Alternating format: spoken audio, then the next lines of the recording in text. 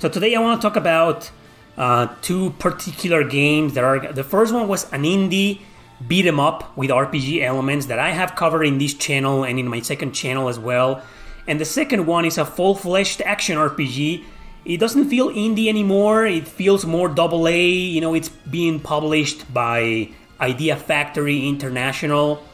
But the first one was published in the West by P-Cube Games. So I'm talking about Dusk Diver. I don't know if you guys have heard of this game, you know, I've talked about it. So this is going to be on PS4, I mean this is on PS4 and Switch and PC, Steam. And so is the sequel, you know, PC, Steam, PS4 and Switch.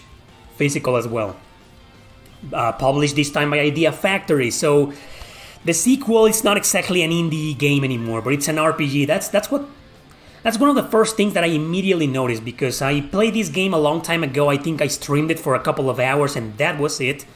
And then I realized that you do need to play this game first to understand the sequel. The sequel is an extremely direct sequel, same people, same protagonist, same characters, same setting. It takes place in a Chinese town called Shamandong, something like that. I got a review code from my buddy Bruce, you know, who now works for Idea Factory, you know, thanks Bruce for that. This is a game that I beat in like, I don't know. You wanna know why I don't know? Because both games don't have a timer. You know, you can't see your play time, not even if you go to your system storage, you know, on the PlayStation 4, you can't see it. Maybe you can on the Switch, but on the PlayStation 4, you can't see your play time. I hate that, guys. So that's my first criticism towards the developers of these games. What the hell? I want to see my damn playtime. So I estimate that I finished the game in like 8 hours or 10 hours maybe. Barely did any side quests, because there are side quests in there. But this is a beat 'em up, a 3D beat 'em up, not a 2D beat 'em up. A 3D beat 'em up with great combat, you know. It's an indie game. It doesn't have the absolute best controls, the best combat, the best graphics, the best story. Come on, guys, it's an indie game. Give them a break.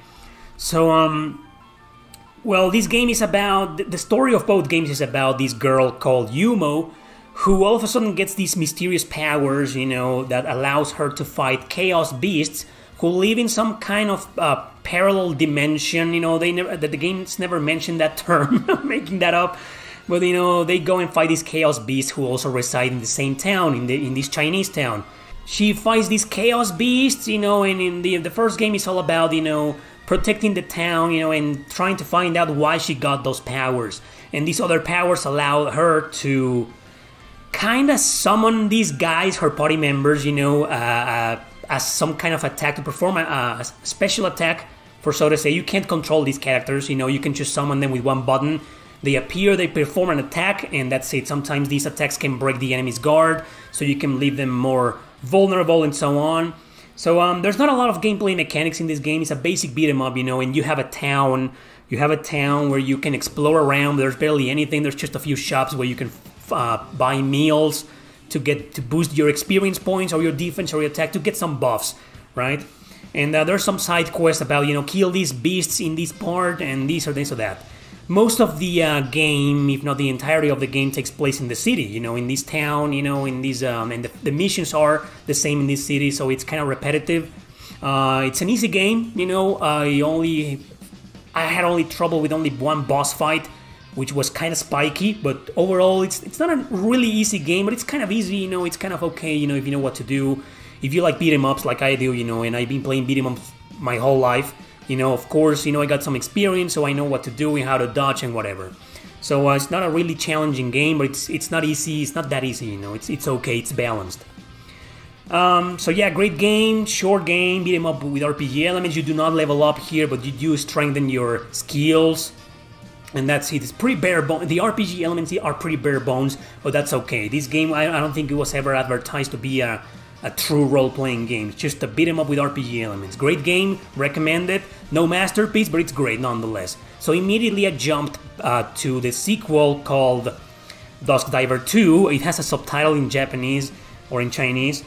But anyway, and all of a sudden, I'm not going to spoil anything. Let me remind you that you do need to play this one to understand the second one. It's a direct sequel, and they do mention a lot, and they spoil things a lot. There's one particular character that, you know, in the second game is right there, and you're like, wow, that's a huge spoiler character. So yeah, do yourself a favor and play this game first. If you can't play this game, or if you can't buy it, you know, there's like a story summary of the events of this game that you can watch on the second game. The story continues, and now, without spoiling anything, you know, the least I can say is that Yumo, the main character, is now...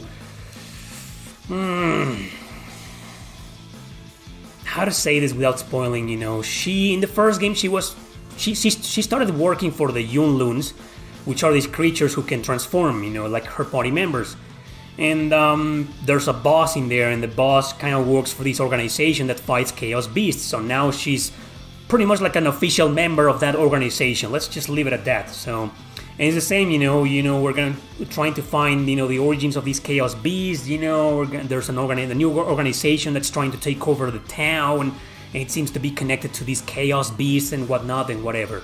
But yeah, I mean, the town is much bigger. There's a lot of interaction. You know, there's a meaningful side quest that you get a lot of story from the characters, you know, and you do level up in this game. The leveling up in this game is not like you grind for experience points and you level up. No, you get a bunch of experience points after every fight, and every fight consists of a bunch of enemies. It's still a beat 'em up system, but at the end you get these well, you get experience points, but they are shared amongst the party, and you have to use them. You let's say you get 2,000 points, and to increase a certain stat of every character, like Yumo's strength or stamina or HP or whatever, you need to use a few points for that particular stat. But if you use 500 points, then you only have 500 points left for the other party members, you know? Because in this game, and you've noticed I mentioned party members, unlike in the first game where your allies were just summons, like, you know, like personas, like in Persona 5 Strikers, actually, where you summon the demons and the personas. No, in this, you have full-fledged party members. Your allies, previously seen in the previous game, you know, they are playable characters. You can switch to them at any time, and they control differently, and they have different skills, different weapons, different attacks. And if you're controlling one character, your party acts, you know, controlled by the computer. You know, they fight alongside you, which is awesome.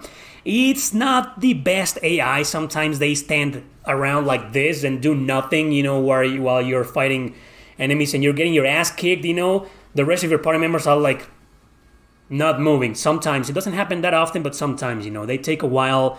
But fortunately, you know, they're pretty good at evading attacks and dodging stuff, you know. So while you're getting your ass kicked, if you run out of, I don't know, healing items, you know, or you die, you can switch to another party member, to another one of these guys, you know, and play as them. And you can also use revive crystals to bring them back.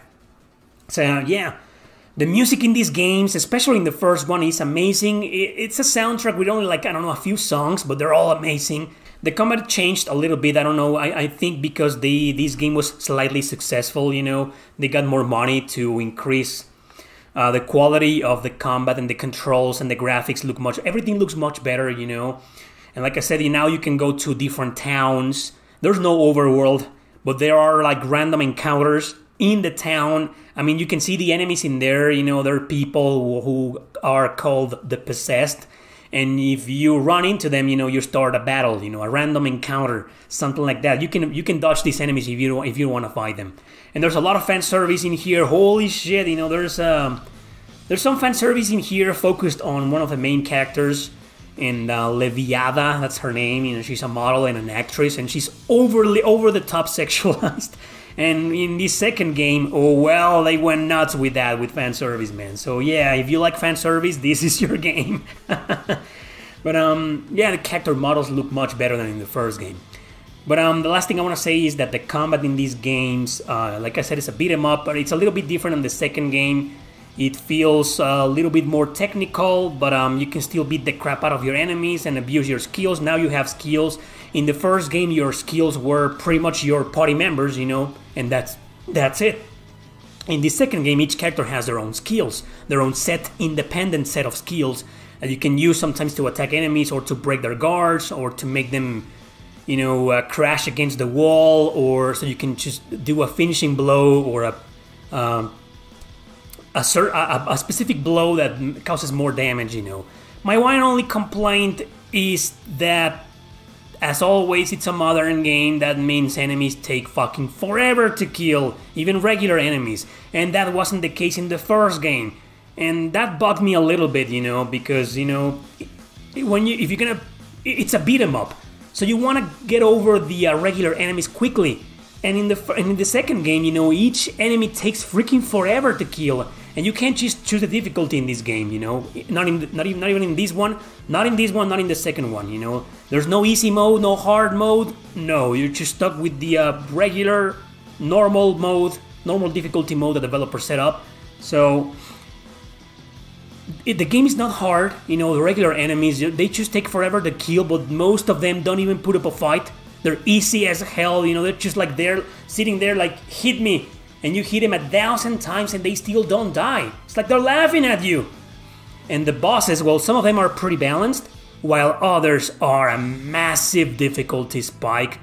I found, you know, I haven't finished the second game. I finished the first one, and there's only one boss battle in there that's kind of spiky, but not that much.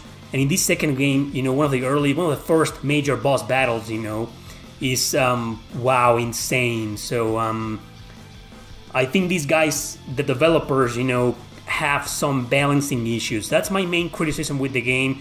It's not a game breaker, you know. I hope I don't encounter these huge nasty spikes again, because, you know, almost my entire party was wiped out and I was only left standing with one character.